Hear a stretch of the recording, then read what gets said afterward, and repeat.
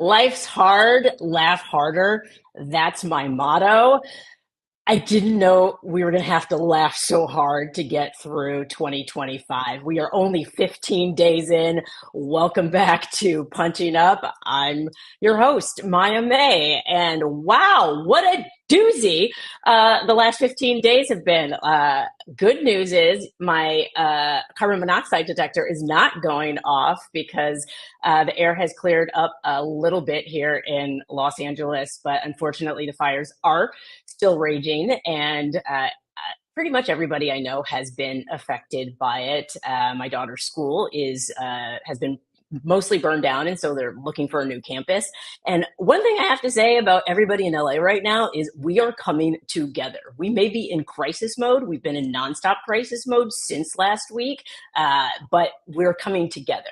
A lot of the rhetoric that you see coming from outside of Los Angeles, the people in LA, we're like, we're not here for it. We're here to get each other through this. We're not talking politics. We're talking boots on the ground. How are we going to get people the things that they need to survive?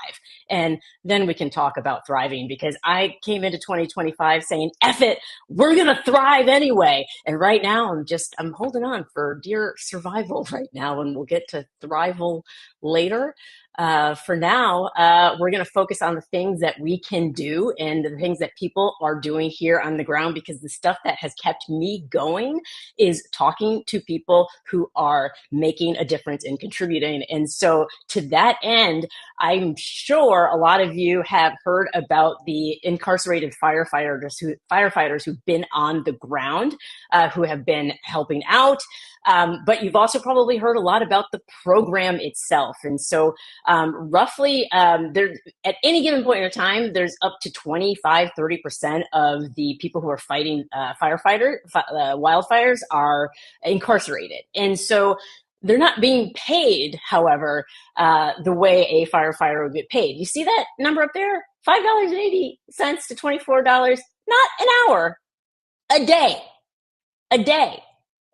And I know when I heard that, I was like, that sounds like slave labor to me. Like, yeah, I get it. They're incarcerated.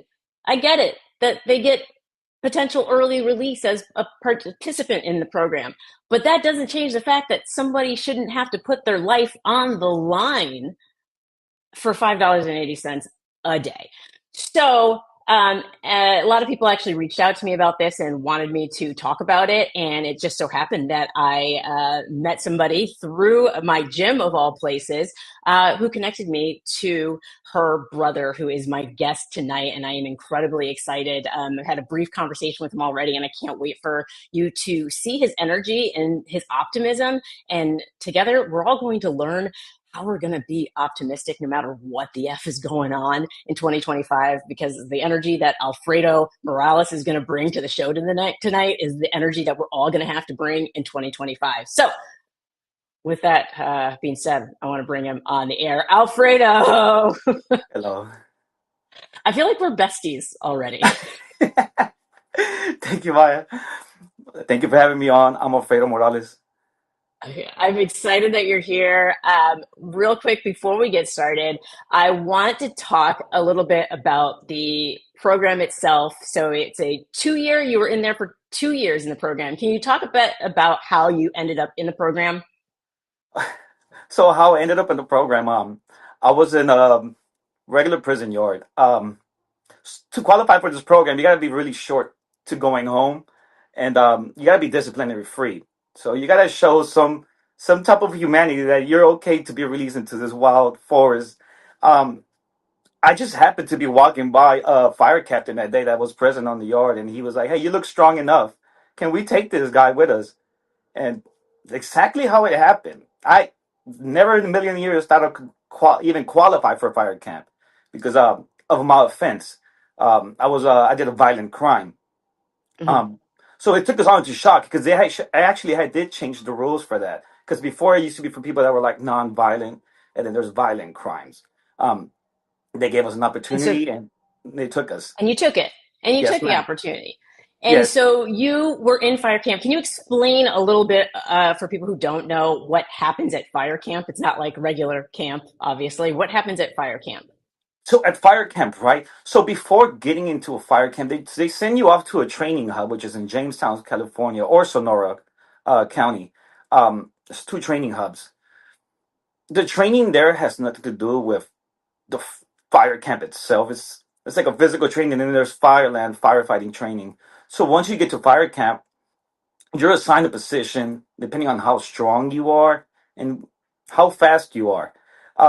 At fire camp, we are given a pay rate that's higher than the regular prison pay rate, like from working in the kitchen or being a porter or anything like that.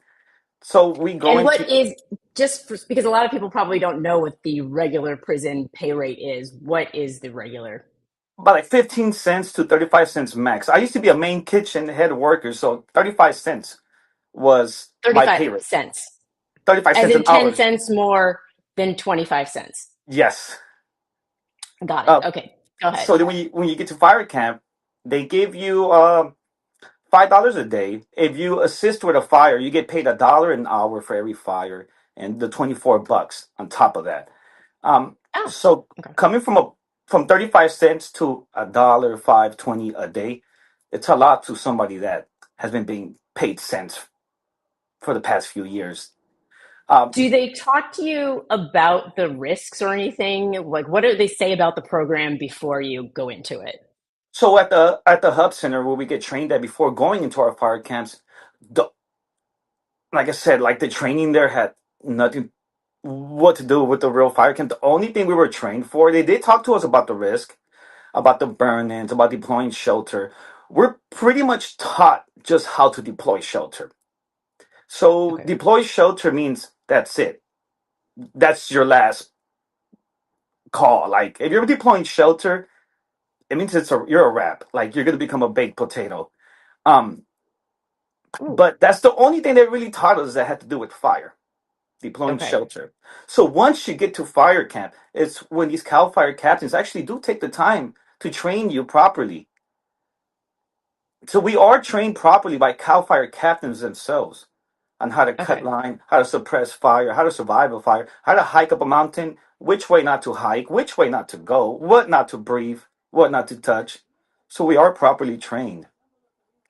And how many people, when you came to this camp, like what were your thoughts? Like you walk in the first day and are there hundreds of people, tens of people? What was your experience like stepping foot into the camp?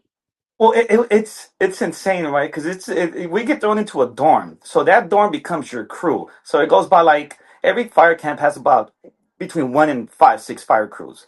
Each fire crew holds up to 18 people, I believe. 18 people is how many people fit in that Cal Fire bus, the captain himself included.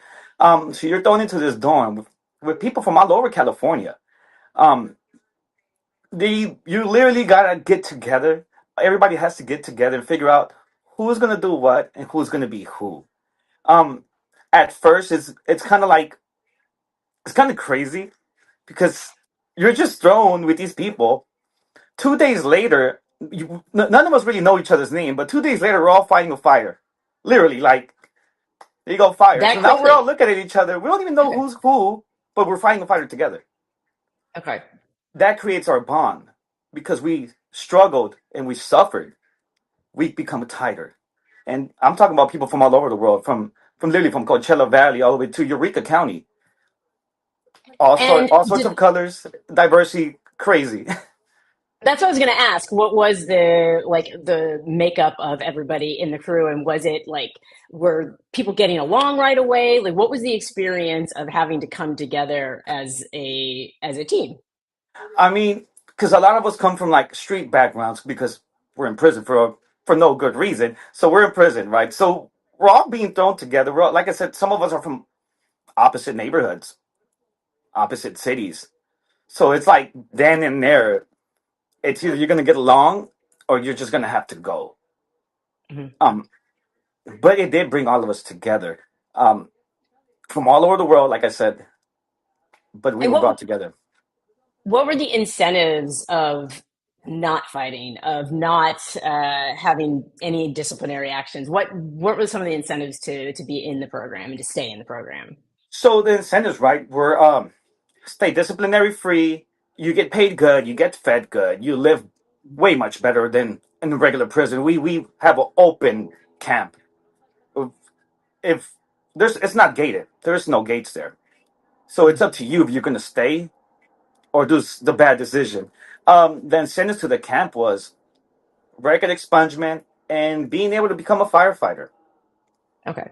Those were the biggest sentences. So, That majority of us did that for that. okay, so that's good to know. So, would you say that everybody who was in the program wanted to be in the program? They weren't coerced or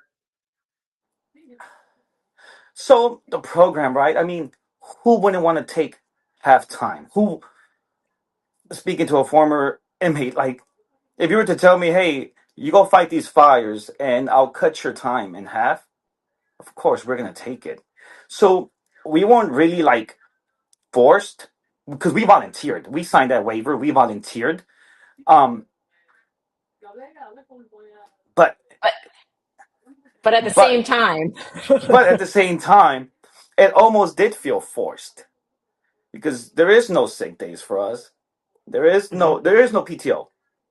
Okay, They, wait, I'm sorry. You said there's no sick days, there's no PTO. So what does that mean? What does that look like? When you go to a fire, how or you're in training, how many days in a row are you working?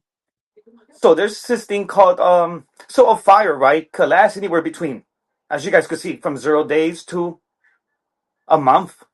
Sometimes it goes further than that. There's been fires that Mhm. have ran 3 months straight in California that we were also part of. So there's this thing called a 21-day reset.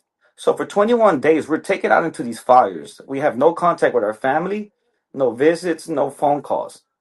So they give us a 2-day break. After serving 21 days up in those mountains, whichever fire it is, they let us rest for 2 days. Still, no contact with family, no visits, no nothing. We go back at it again. If we have to extend for 21 days, we do the 21 days.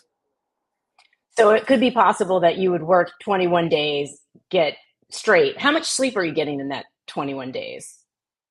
So it goes by 48 hours. So you got to do 48-hour shifts. So we'll be up for 48, down for 24. That's exactly what it's called.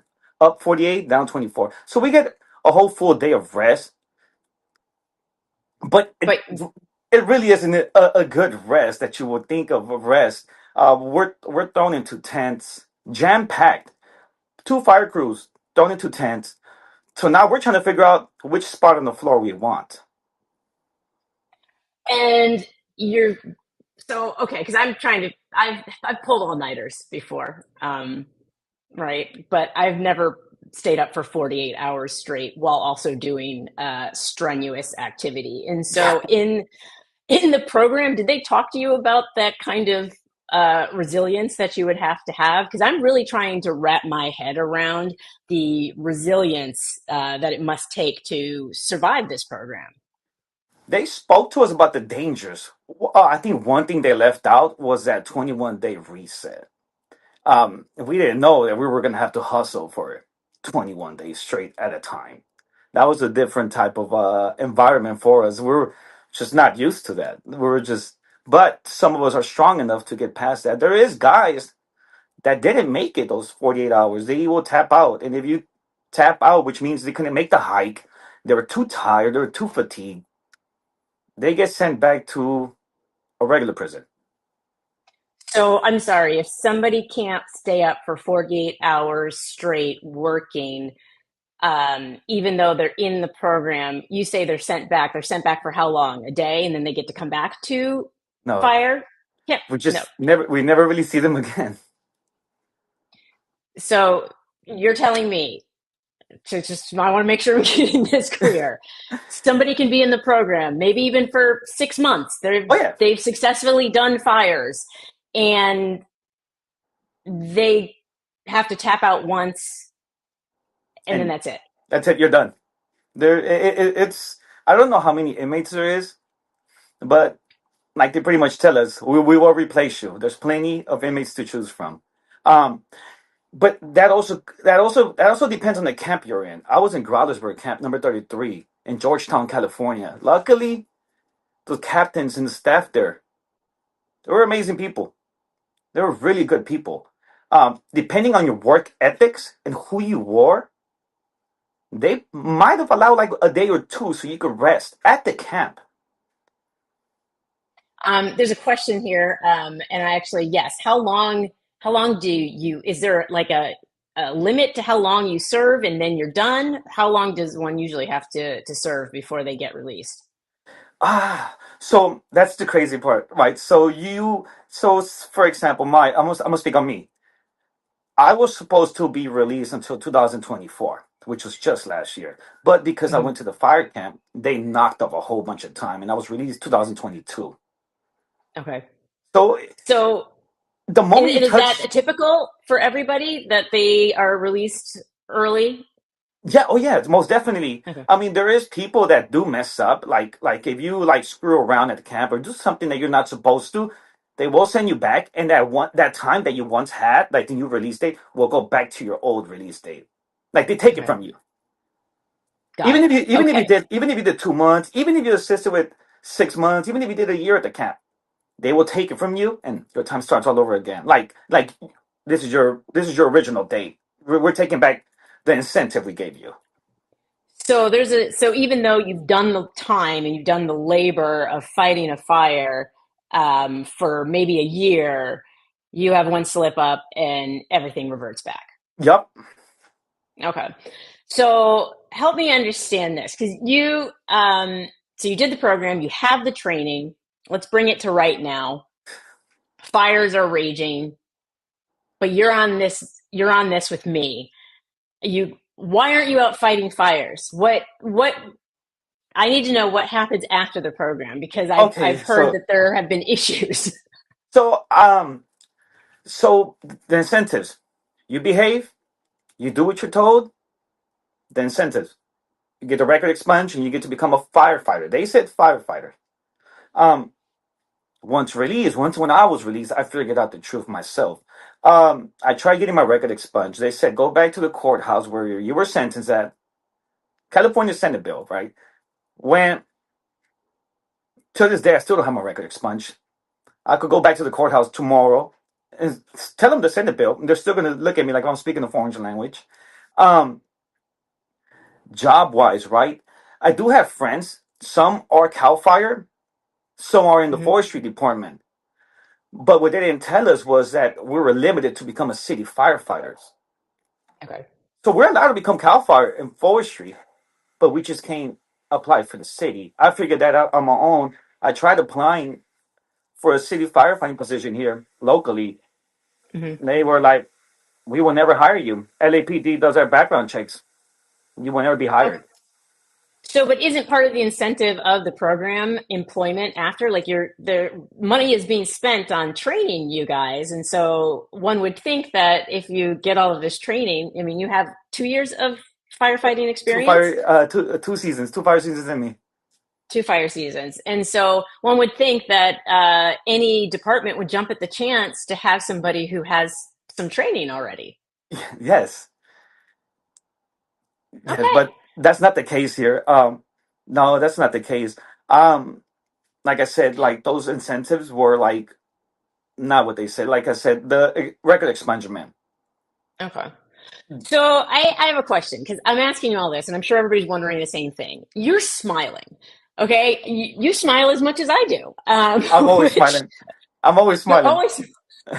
So I need to know how is it that you went through this program? You're not able to use the firefighting skills that you have right now in a job, but you are still staying so joyful and optimistic. What's the secret? You just have to keep stepping. Eventually, one day, everything's gonna change. But you just can't just sit around mad at the world or just mad at yourself. Because I was mad at myself for a while because of what I did. I was like, man, I've ruined my life. This record has been haunting me. It it took me forever to get a job. I got laid off from my regular job because of my record. And Mhm. like I said, that comes with that incentive. If I would have had my record expunged, like how they told me, I wouldn't have to Mhm. be dealing with that. But it's Mhm. okay. It's okay. Um, But can you you talk just a have, little bit about that? What that means? Because right now, I think Californians are going through a very, very difficult time. But the rest of the country is also going through a very Yes. difficult time. Everybody is going through an immensely difficult time. And so I like to talk a lot about how I stay optimistic. So when you wake up in the morning and you are feeling down or some sort of way, what are some of the things that you're doing to maintain this positive attitude despite all these obstacles? Ah, man. So, like I said, I mean, just waking up, it's the beginning of a blessing. Just being able to wake up, because I stop and think it could be worse. I've been in some worse Mhm. situations, and I always tell myself, always remind myself, it could be far much more worse. There's other people that have it way much worse than us. So I stop and think about them. Then I think of myself, and I'm just like, you know what? You're alive. You're able to walk. You're able to see. You're able to talk. Keep pushing. It could be worse. I mean, that's my thing too. I think people who have been through things generally, like when I wake up, I'm like, I'm alive. This is good. We'll start from here. This is a great starting place. I try not to waste too much time complaining. So, all right. So we're in the midst of crisis right now in Los Angeles. Are you seeing people come together? Because we talked a little bit offline about how these fires could have been stopped or how they could have. Can you talk a little bit about that? Because I think I think it's important for people to hear it. I really believe that these fires could have been stopped. They could have been prevented. And I know they spoke about the water hydrants and all that. You don't need water to fight fire if you're experienced. You don't really need that. We were trained to fight fire with no water. We were Wait, fighting. how? I thought that's We what you needed. so it begins with fuel. Um, for example, the forest is burning. Now, if you go off the fire, couple yards, maybe a mile, you get rid of the fuel by deforestation. It's called deforestation. We have to cut line that look similar to hiking trails. So you cut line literally with hand tools. No water is needed to stop a fire. We've done it without water. It's called deforestation. Like I said, you just cut line. But can that be Also, done can that be done while a fire is raging or? yeah, most definitely. We've been 5 feet away from 20-foot flames cutting line in the middle of the morning, like at 3 in the morning, between 1,000 acre fire. You could get up and close and personal. You just have to know it and know what to do. So for the people, because I've talked to people who kind of jumped in and volunteered and who aren't actual firefighters. My cupcake guy went and just everybody who watches often knows that I have a cupcake guy who I get my cupcakes from. This week I got cupcakes and cried at the same time, uh, and he just went out and was like got together with people in the neighborhood and they were just fighting fires as they propped up. Can you talk about what that looks like? Because I'm very confused about how that could happen. That right there looks like a community getting together to get the job done themselves. Like I told you yesterday, I could have taught a whole community within minutes. I would have been like, "Hey, give me the strongest man. Anybody that could walk and swing an axe or anything, come. You guys want to save your homes? Let's fight back." It's not that hard to teach on how to just take down this tree. Like, hey, let's cut this fuel. Let's get rid of this line here so the fire won't jump. What that guy did, your cupcake guy did, he sprung into action and he literally convinced people that they were able to fight back. It's easy as one, two, three, honestly. So, do you feel like 'cause he did it because he was doing it with lots of people, right? They came together. So, can you talk about the experience of working with people from like rival sets in like because a lot of people can't get around along with their coworkers, right? Like I look at Congress, they're Though, coworkers, they can't get along, but you managed, from what I understood, you managed to get along with rival gang members. Can you talk oh about yeah, that? yeah, those guys are my brothers right now. To this day, it's funny. Like I said, we were all thrown in the dorm together. First day, it's like the meet and greet. Um, so we all meet and greet, and then there we decide if we're gonna like just like duke it out, shake hands after, like man, or just shake hands and try to coexist with each other. Some of us had to duke it out. Some shook hands. It's just we're a bunch of men in a room. It's bound Okay. to happen. It's a lot of testosterone flowing in there. It's bound to happen. So I'm laughing because I think it was today or yesterday that I think it was Congresswoman Nancy Mace told another Congresswoman, asked her if she wanted to step outside. Um, and is now dialing back and trying to say that she meant that just to step outside and discuss. But I know what step outside means. She was everybody knows ready. what step outside means. She was ready. Everybody everybody knows what that means. And She, so, what um, she's trying to do, but she was trying to bond. right. We And call so, that but bonding. I like what you're saying though, because I think a lot of people right now could learn a lot from how, you were able to put aside your differences. It Yeah, kind of gives me hope a little yeah, bit. most definitely. So this guy, right, complete opposite from me, literally lives in the other big street from me, literally to this day. Complete rival. This guy was our safety. So in case something did ever happen to me, he's in charge of surviving me. So I had to Wait, put what's a my life. safety? Wait, can you explain a little bit of the Okay, different so there's members positions. of the crew? So Okay. so there's positions. I'm sorry about that. So there's of course the captain, which is Cal Fire. Then you got the Okay. swamper. A swamper is the guy that rides up front with the captain and gives us an instruction in case the captain goes off. In case the captain goes off and something happens to the captain, the swamper becomes our captain. He takes over the fire engine if something happens to the captain. Um, After the swamper is us. First saw, first puller. We're the ones cutting the trees and rolling trees off the hill. And when I say trees, any size. We're cutting down any tree that's in front of us and we're going to roll it down the hill or away from the fire. And when I say trees again, I mean any size. So, what kind of equipment are are these saws, chainsaws? Oh, You like chainsaws. walk me through a fire. So So you so show up. so there is fire engines present, of course, but then you got the hand crew. I was part of a hand crew. We're going in straight into the fire. Where the water engines can get to, we're gonna get to. So we're going in straight with chainsaw, axes, picks, and a tool that looks like a rake. That's every tool is very important.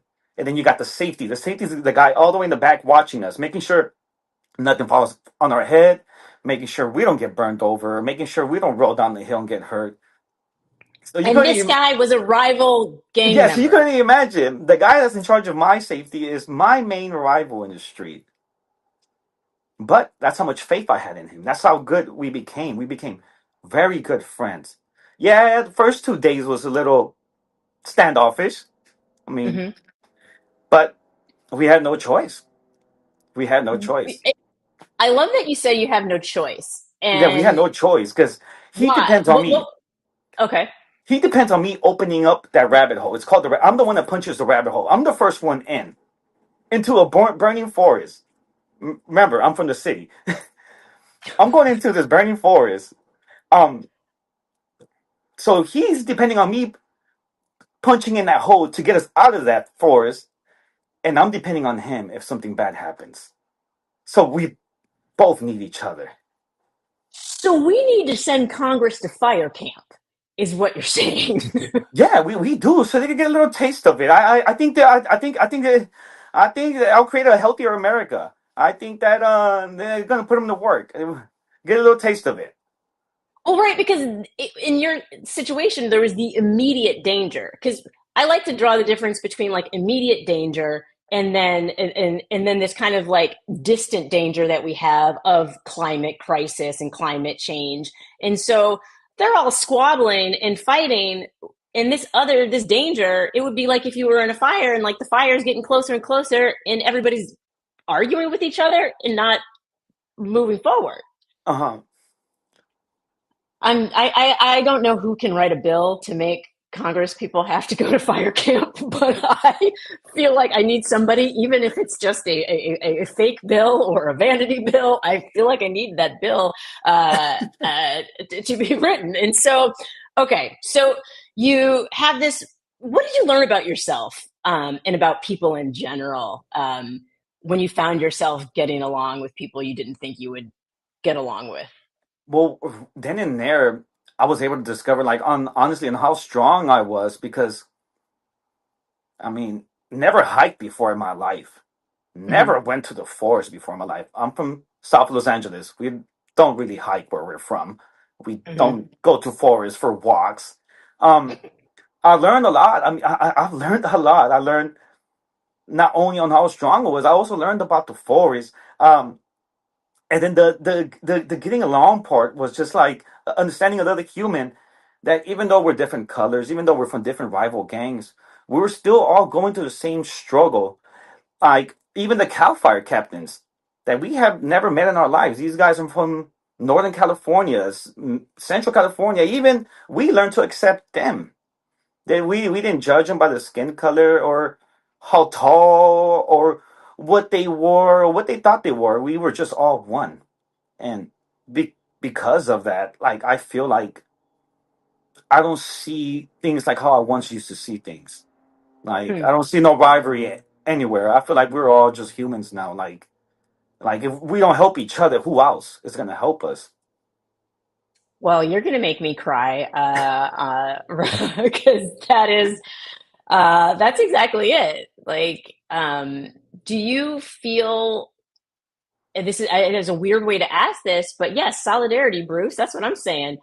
Um, do you feel like, because who are you now versus who you were before incarceration, before fire camp? Who are you today? Ah, man, that's a good one. Today I feel like I'm more patient now. I feel like I'm way more understanding. Before, when I was young, I was a little ignorant to the world. Like I didn't accept a lot of things. I Mhm. was like, no, no, nope, nope. Now I'm just like, I'm all for you. Whatever it is you believe in, go get it. I'm like, get it.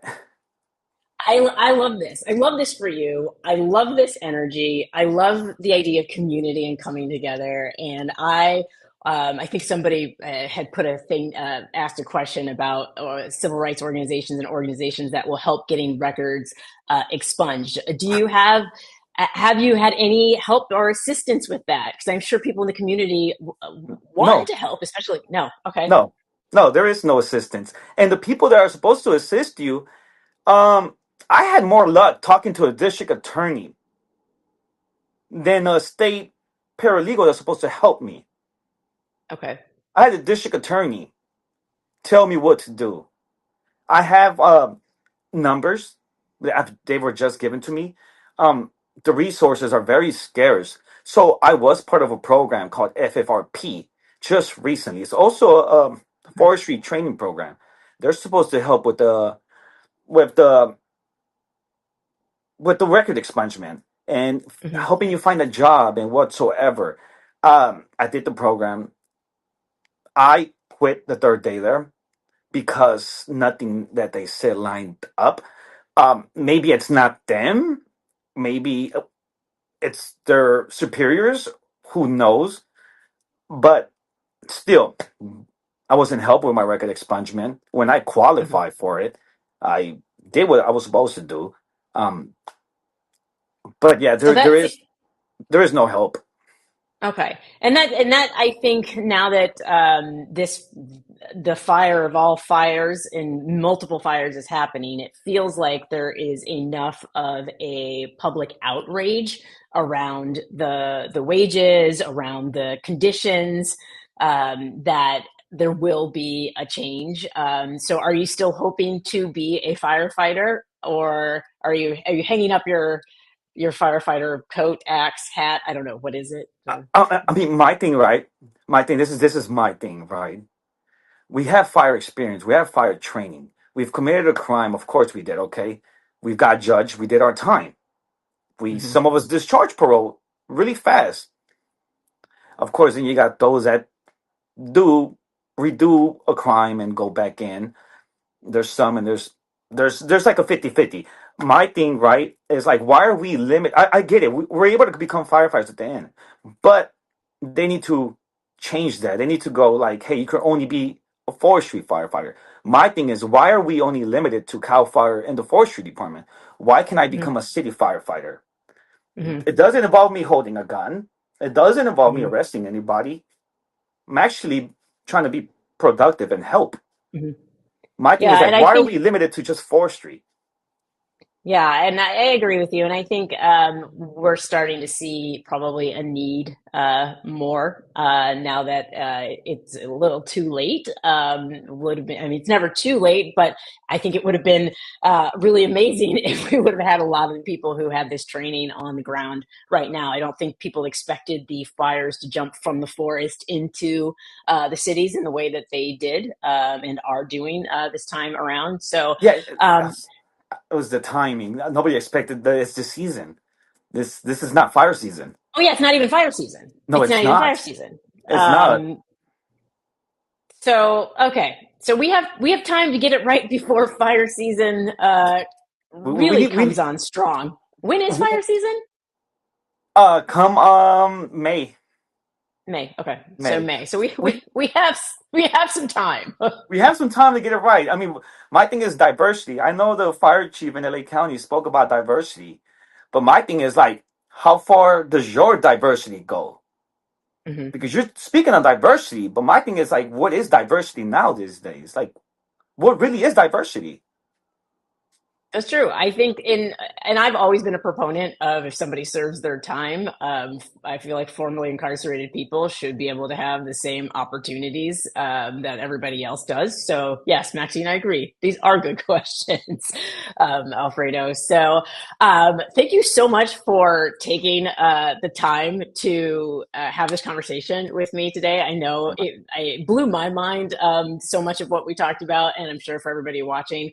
And I'm sure for me, seeing the optimism and the positivity and the ability to come together and build community, like that to me that's the stuff that keeps me going. So I'm grateful for you, and I wish you so much luck because I want to see you out there fighting fires. Yeah. I mean, I don't want to see any fires. I don't want there to be fires. Don't get me wrong. If LA County firefighter needs a firefighter, I'm right here. My thing He's is right just here. Oh, just overlook my past, please. Just overlook the past. Let's think well, I future. mean, Come on, let's I move mean, I forward. feel like this is the year for felons to get jobs. If Trump Right? We have can a president be as a in, felon. yeah. So I Hey, think I'm gonna update some things. Um, thank you so much, Alfredo. thank you so I much, I Maya. wish you the best. Thank you. Thank you for being here today. Thank you. I love optimism. I love positivity. A lot of us right now are talking about the difference between toxic positivity and positivity. And I, for one, think any positivity is toxic positivity because, like, look at the world, like, look at it, like, of course. But that doesn't change the fact that we should stay positive. Why? Because what else are we going to do? What else are we going to do? I look at it like any kind of like an obstacle course, or you're running a race, and if you come up to a hurdle, you don't stop at the hurdle and complain that the hurdle's there. You're not like, oh, who put this hurdle there? No, you just go over the hurdle, right? And so to me, so much of what we're going to have to be doing in the future is about our attitude. And things are changing. People are speaking up.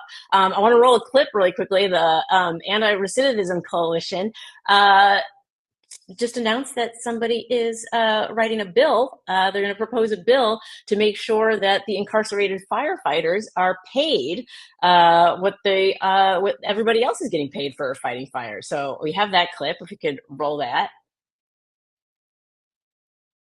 Did y'all hear about the huge update regarding our incarcerated firefighters' pay? No? I got y'all. It's been a grind and hustle, to say the least, in efforts to get our incarcerated firefighters some light, and it seems like it worked. Assembly member Isaac Bryan plans to introduce a new piece of legislation. AB 247, if passed, will raise wages for the incarcerated firefighters to match that of the professional peers. We rich. We in this for the long haul, y'all. So right now, we don't really need anything from you guys, but your guys' support. Keep sharing, keep liking, keep commenting, keep doing y'all thing, showing the support for our incarcerated firefighters. But when this does come to committee, we're gonna need phone calls, emails, everything. So we love y'all. Stay tuned, stay informed. Thank you guys. Everything. Every time he says that, I'm like, everything. I want to watch that clip over and over again. Here's the thing, y'all.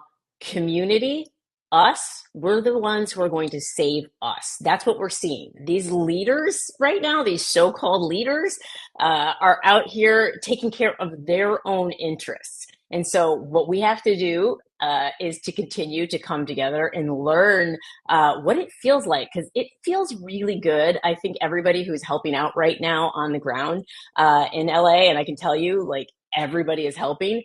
That feeling of knowing that you're actually contributing to your community more than you're taking away is something that is going to help us evolve and help us through the next 4 years. And we're all capable of it. Everybody is doing the things that they can. I saw a photographer is helping people replace family photos by offering family portraits. And so it's like taking that skill set, the thing that you do, and figuring out how to do that thing to help people. And so that's the bigger picture here. Is we are again in crisis. That's where we learn about who we are and who is really necessary. We don't necessarily need these billionaires, because I know the billionaire Rick Caruso saved his mall and he didn't save my daughter's school.